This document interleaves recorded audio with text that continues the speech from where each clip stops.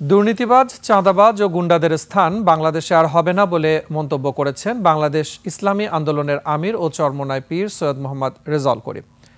বরিশালে ৮ দলের বিভাগীয় সমাবেশে তিনি বলেন, জনগণ ভোটের মাধ্যমে তাদের প্রত্যাখ্যান করবে। ঝালকাঠি প্রতিনিধি আশরাফুল ইসলাম নূরের তথ্যে ডেস্ক রিপোর্ট। সানবিট সব দিবে সামাল। সানবিট ম্যাজিক প্রেস ডিশওয়াশিং এর মাথা ঘোরানো সলিউশন। বরিশালে জুলাই জাতীয় সনদ বাস্তবায়নের আদেশ জারি ও আদেশের উপর গণভোট আয়োজন সহ ৫ দফা বাস্তবায়নের দাবিতে আন্দোলনরত ইসলামী ও সমমনা ৮ দলের বিভাগীয় সমাবেশে ইসলামী আন্দোলনের আমির চরমোনাইয়ের পীর সৈয়দ মোহাম্মদ রেজাউল করিম বলেন, ইসলামী দলগুলোর জোট ক্ষমতায় এলে দুর্নীতি বন্ধ হবে।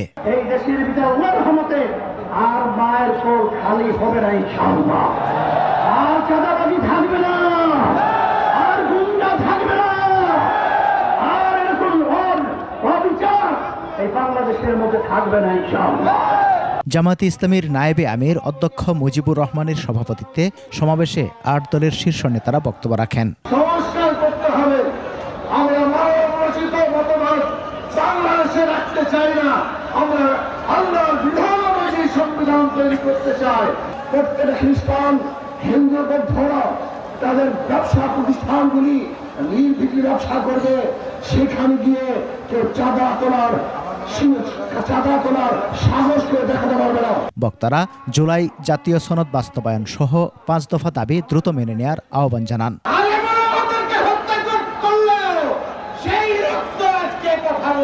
সমর ইসলাম, ২১ টেলিভিশন।